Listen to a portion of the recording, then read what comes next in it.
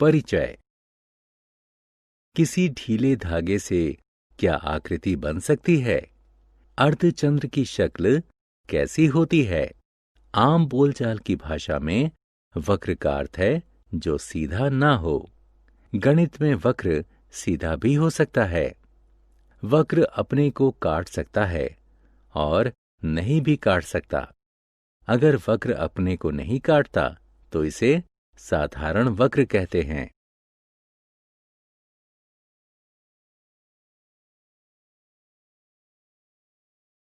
उद्देश्य।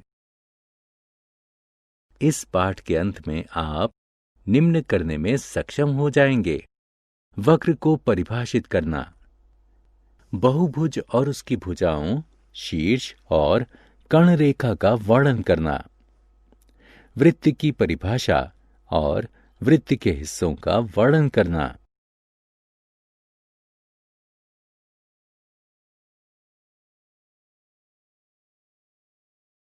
वक्र। राहुल के बनाए हुए दो आकार देखिए। पहले वक्र में ये एक बिंदु से शुरू होता है और किसी दूसरे बिंदु पर समाप्त होता है, लेकिन दूसरे चक्र में ये एक बिंदु से शुरू होकर उसी पर समाप्त होता है। पहले प्रकार का वक्र खुला वक्र और दूसरे प्रकार का बंद वक्र कहलाता है। वक्र में स्थिति। यहां आप एक चलती चींटी देखते हैं।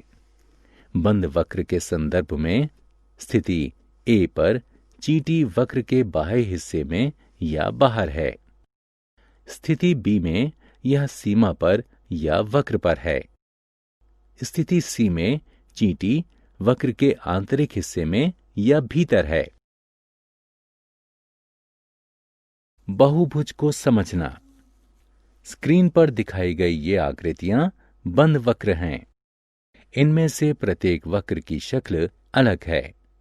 पहले 4 वक्र सीधी रेखाओं से बने हैं और ये बहुभुज कहलाते हैं। कोई भी वह आकृति बहुभुज कहलाती है जो रेखाखंडों से बनी साधारण बंद आकृति हो। बहुभुज के हिस्से। रेखाखंड A B, B C, C D, D E और ई ए बहुभुज A B C D E बनाती है। ये बहुभुज की भुजाएं हैं। कोई भी दो भुजाएं जिनके अंतिम छोर साझा हों वे आसन्न भुजाएं कहलाती हैं, जैसे ए बी और बी सी और सी डी और डी ई और ई ए आसन्न भुजाएं हैं। दो भुजाओं के मिलने वाले बिंदु उसके शीर्ष कहलाते हैं। यहां ए, बी, सी, डी और ई दिए गए बहुभुज के शीर्ष हैं। बहुभुज की उसी भुजा के अंतिम बिंदु आसन्न शीर्ष कहलाते हैं, जैसे ए और बी और सी और डी और ई और ए आसन्न शीर्ष हैं। गैर आसन्न शीर्ष को जोड़ने वाले रेखाखंड बहुभुज की कर्ण या त्रियक रेखाएं कहलाते हैं, जैसे ए सी, ए डी, बी ई, सी ई दिए गए बहुभुज की कर्ण रेखाएं हैं।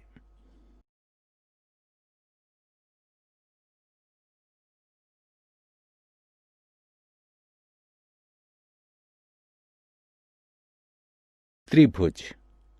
कोण कोई बंद आकृति नहीं होती। कम से कम भुजाओं वाली कोई भी बंद आकृति त्रिभुज होती है। त्रिभुज में 3 भुजाएं, 3 शीर्ष और 3 कोण होते हैं। दी गई आकृति में ए बी सी एक त्रिभुज है, या ए बी सी और सी ए 3 भुजाएं हैं। ए, बी और सी 3 शीर्ष हैं। 3 कोण हैं, सी ए बी सी और बी सी ए।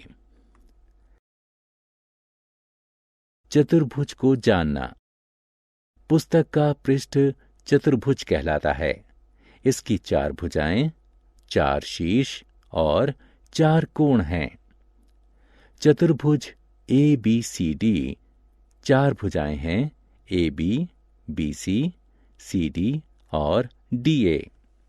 भुजा AB और BC, BC और CD, CD और DA आसन्न भुजाएं हैं। AB और DC, BC और AD आमने सामने की भुजाएं हैं। चतुर्भुज ABCD के 4 शीर्ष हैं, A, B, C और D। इनमें A और C, B और D आमने सामने के शीर्ष हैं।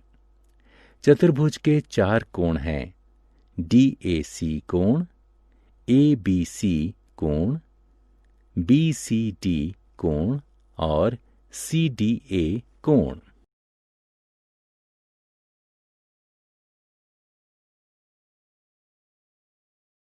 वृत्त और इसके हिस्से। आइए एक और आकृति का अध्ययन करें। ये एक वृत्त है। ये एक साधारण बंद वक्र है जो बहुभुज नहीं है। वृत्त का हर बिंदु केंद्र से समान दूरी पर है। वृत्त के केंद्र को वृत्त के किसी भी हिस्से से जोड़ने वाला रेखाखंड वृत्त का अर्धव्यास कहलाता है और वृत्त के केंद्र से गुजरने वाला रेखाखंड जो वृत्त के किन्हीं 2 बिंदुओं को जोड़े वह वृत्त का व्यास कहलाता है। किसी भी वृत्त के अनगिनत अर्धव्यास यानी त्रिज्याएं हो सकती हैं। इसी तरह किसी भी वृत्त के अनगिनत व्यास हो सकते हैं। वृत्त पर 2 बिंदुओं को जोड़ने वाली रेखा वृत्त की जीवा कहलाती है। किसी भी बंद आकृति की तरह वृत्त का आंतरिक और बाहरी क्षेत्र होता है। वृत्त का आंतरिक क्षेत्र 2 त्रिज्याओं और वृत्त के चाप से घिरा हो सकता है। ये क्षेत्र वृत्त का त्रिज्य खंड कहलाता है। इसी प्रकार वृत्त का जो हिस्सा जीवा और गोलाई से घिरा होता है वह वृत्तखंड कहलाता है। वृत्त की सीमा उसकी परिधि कहलाती है। वृत्त के घेरे के चारों ओर का माप उसकी परिधि होती है। सारांश। आइए हमने जो कुछ सीखा है उसे संक्षेप में दोहराएं। साधारण वक्र वह है जो अपने को नहीं काटता। वक्र के सिरे अगर जुड़े हों तो वो बंद वक्र माना जाता है अथवा उसे खुला माना जाता है। बहुभुज एक साधारण बंद वक्र है जो रेखाखंडों से बनता है। त्रिभुज और चतुर्भुज बहुभुज हैं जो क्रमशः 3 और 4 भुजाओं से बनते हैं। वृत्त एक निश्चित बिंदु से समान दूरी पर घूमने वाले बिंदु का पथ है।